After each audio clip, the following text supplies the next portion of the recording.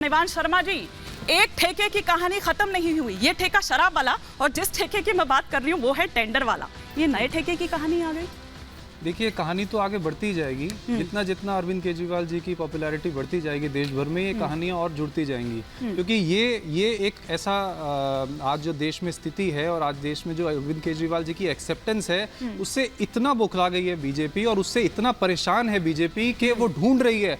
हर रोज सुबह सुबह बीजेपी का कोई नेता कोई प्रेस कॉन्फ्रेंस करने आता है और अपनी तरफ से एक जुमला छोड़ देता है, एक नया स्कैम छोड़ देता है। ना कोई सर, ना कोई पैर, ना कोई सबूत, ना कोई उसके पीछे में तथ्य। बस सुबह आके कुछ ना कुछ झूठ मीडिया में आके फैला देते हैं और इनकी कहने पर जो है वो एजेंसीज पीछे लग जाती है, कुछ ना कुछ समन इशू कर देती हैं। आप बताइए, इन्होंने शराब घोटाले की बात करी। शराब घोटाले को आज 2 साल हो गया, कितने सबूत सीबीआई और ईडी इकट्ठा कर पाई आज तक? हजारों अफसर इन्होंने जो है वो आम आदमी पार्टी के एक एक नेता के पीछे लगा दिए। छोटे से बड़े से लेकर हर ऑफिस के अंदर इन्होंने सैकड़ों हजारों जो है वो रेड्स कर ली। कितने ऑफिस, कितने ये सबूत जुटा पाए? आज जो है ये एक नया जब इनको मनीष सिसोदिया अंदर क्यों है, संजय सिंह अंदर क्यों है? ये तो आज कविता की गिरफ्तारी हुई, जो आपकी साउथ की लॉबी संभाल रही थी, उनकी गिरफ्तारी क्यों हुई? अगर आप आज देश में निकल जाएंगे और बच्चे से पूछ लेंगे ना कि मनीष सिसोदिया अंदर क्यों है, तो वो बच्चा आपको बता देगा कि पीएमएलए एक्ट के तहत जब किसी को अंदर डाला जाता है तो ऐसी धाराएं बना दी गई हैं कि बाहर नहीं आ सकते unless you are proven innocent. ये तरीका है बीजेपी। क्या आजकल वो जो स्कूल्स आपने बनवाए हैं उसमें यही सिलेबस में है क्या? यही पढ़वा रहे हैं? लेकिन गुरु प्रकाश पासवान जी,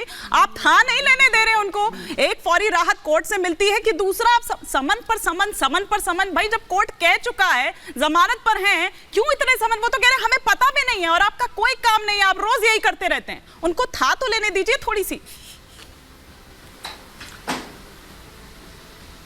नहीं, देखिए हिमानी, आपको और पैनल में उपस्थित सभी साथियों को हमारा नमस्कार। हिमानी, देखिए, सर्वोच्च न्यायालय का ऑब्जर्वेशन है और सर्वोच्च न्यायालय मुझे लगता है कि देश में न्यायपालिका का प्रतिनिधित्व करता है, न्याय हो ये सुनिश्चित करता है। सर्वोच्च न्यायालय में स्पष्ट रूप से कहा है कि इस पूरे के पूरे मामले में 300 करोड़ से अधिक रुपयों का एक ट्रेल स्थापित हुआ है। तो सर्वोच्च न्यायालय गलत है। दूसरा, मैं कहना चाहता हूं कि कुछ ऐसे लोग हैं और ये नया ट्रेंड शुरू हुआ है, राहुल गांधी जी हों, सोनिया गांधी जी हों, और दुर्भाग्य है कि अरविंद केजरीवाल जी ने भी इस श्रृंखला को ज्वाइन किया है, जो समझते हैं कि हम देश के कानून, देश के संविधान से ऊपर हैं। ये ठीक नहीं है। हमारे कानून के नजरों में, हमारे संविधान के नजरों में ये स्पष्ट कहा गया है कि everyone is equal in the eyes of law. कानून के, संविधान के नजरों और दृष्टि में सब नागरिक एक समान है। तो अपने आप को ये अपर पेडिस्टल क्यों देना, अपने आप को अपर प्लेटफॉर्म पे क्यों खड़ा रखना? ये ट्रेंड देश के लिए अच्छा नहीं, मैं बताना चाहता हूं आपको।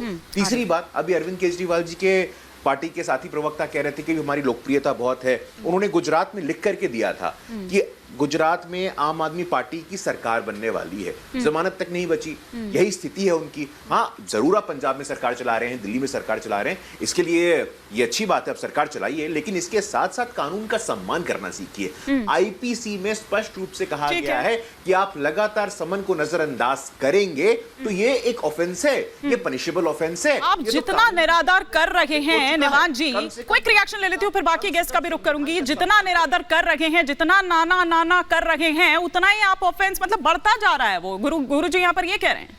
देखिए, अगर इनके हिसाब से चलें तो देश में सिर्फ एक ही पार्टी होनी चाहिए, बाकी सबको उठा के उन पे केस लगा के अंदर डाल दो। यही इनका तरीका। इनके समझ, ये भी किस तरह की जिद है कि सही नहीं है, गैर कानूनी है, ये भी किस तरह की जिद है? जिद तो इसमें है ही नहीं। हम तो कोर्ट के प्रोसीजर के हिसाब से चल रहे हैं। माननीय मुख्यमंत्री जी कोर्ट गए, उन्होंने अपना पक्ष रखा, कोर्ट ने बोला कि ठीक है, आप उनको बेल मिल गई। उसके बाद अगर इनके हिसाब से देश चलेगा तो जो भी इनके खिलाफ उठने वाली आवाज है, लेकिन ये तो नई कहानी है ना, ये तो नई कहानी है ममता जी। और ये बार ये जो जिद पाले हुए हैं, क्या इनको पता है कि भैया गिरफ्तार तो होना ही है, तो उससे पहले जितना टाइम बाय कर ले, जितना उसको भुना ले, जितना पॉलिटिकल माइलेज ले सके, बकायदा रेफरेंडम करवाया है दिल्ली सरकार ने तो। जी हिमानी जी, धन्यवाद। अभी 2 विषय हैं। सबसे पहले मैं, जो मेरे भाई अभी बात कर रहे थे कि इन लोगों ने कुछ भ्रष्टाचार नहीं किया, शराब का कोई घोटाला ही नहीं हुआ है, कोई मनी ट्रेल नहीं मिली है। अगर ये सत्य होता तो क्यूरेटिव पिटिशन अभी मनीष सिसोदिया की खारिज करी आदरणीय सुप्रीम कोर्ट ने क्यों करती, जमानत मिल जाती, पहली बात। दूसरी बात,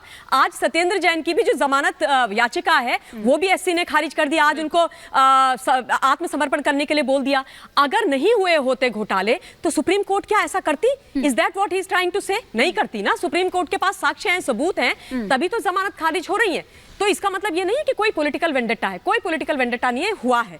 दूसरी बात, जहां तक माननीय अरविंद केजरीवाल जी का प्रश्न है, केजरीवाल जी को अभी जो बात चल रही है कि जमानत मिली है राउज एवेन्यू कोर्ट से, मैं ये बात साफ कर देना चाहती हूं कि सम्मान वाला जो मामला है वो अभी भी चल रहा है।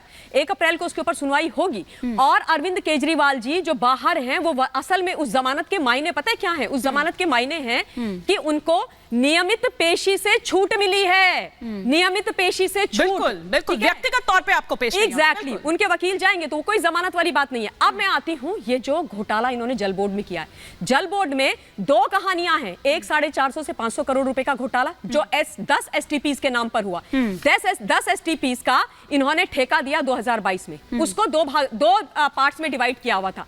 एक में अपग्रेडेशन होना था, दूसरे में क्षमता बढ़ाई जानी थी। दोनों को ठेके देने के लिए केवल 2 डीपीआर बनाई गई, डिटेल्ड प्रोजेक्ट रिपोर्ट, और उन 2 डीपीआर के आधार पर आपने 10 के 10 एसटीपी का ठेका दे दिया, ठीक है, जिनकी अपग्रेडेशन भी होनी है और जिनकी क्षमता भी बढ़नी है। ऐसे कैसे हो सकता है? जिसका अपग्रेडेशन होना है उसकी कॉस्ट ज्यादा होगी, जिसकी क्षमता बढ़नी है उसकी कम होगी। तो आपने एक कॉस्ट लगा करके सारा ठेका दे दिया 450-500 करोड़ का, और वहां पर इतना बड़ा घोटाला कर दिया। आप कह रहे हैं कि उसी में खेल किया है, मतलब 2 जो कैटेगरी। हाँ, एक और खेल है, वो है 38 करोड़ रुपए का खेल, जहां पर इनके जो चीफ इंजीनियर है जगदीश कुमार और ठेकेदार अनिल कुमार की गिरफ्तारी ऑलरेडी हो रखी है।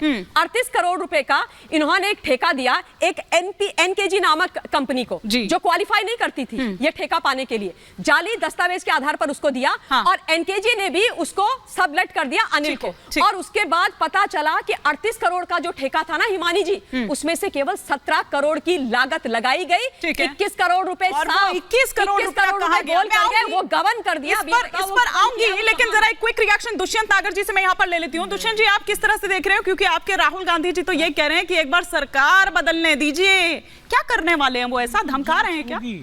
सरकार बदलने दीजिए। जिस कंपनी की वर्थ 20 करोड़ है वो 200 करोड़ चंदा कैसे देती है? जिस कंपनी 300 करोड़ रुपए के सालाना घाटे में है, जो वो 350 करोड़ का चंदा कैसे देती है? इनकी जांच नहीं होनी चाहिए क्या?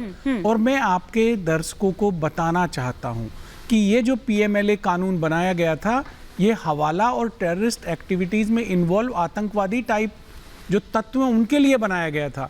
ऐसा नहीं पता था, ये अवैध धन शोधन के लिए बना मामला था कि एक दिन हमारे देश के ईमानदार मुख्यमंत्रियों को इसमें फंसाने का काम किया जाएगा। इन लोगों की नीयत देख लीजिए। जिस व्यक्ति के मॉडल को पूरी दुनिया में सराहा जा रहा है, उनके विकास के मॉडल को, उनकी शिक्षा के मॉडल को, उनके स्वास्थ्य के मॉडल को, अगर आप उसको आमने सामने की लड़ाई में नहीं हरा सकते तो रोज उनको सम्मान दीजिए। रोज उनको लोग हैं जो एक दूसरे के खिलाफ अब तक ये बोलते रहते थे कि इनको अंदर कीजिए, इनको गिरफ्तार करिए, अब आज चूंकि साथ आ गए हैं। लेकिन मैं ये बताना चाहता हूं, देश की जनता जानती है अरविंद केजरीवाल इस देश के सर्वाधिक योग्य और शिक्षित मुख्यमंत्री हैं, ठीक है, और लोगों का प्रेम और आशीर्वाद उनके साथ है। और इंडिया अलायंस में जब से वो आए हैं तब से उनके उत्पीड़न का जो है वो कुछ ज्यादा ही बढ़ा दिया गया है। निरंतर उनको उत्पीड़ित करने का कार्य किया जा रहा है, लेकिन जनता इसका मुंहतोड़ जवाब दी।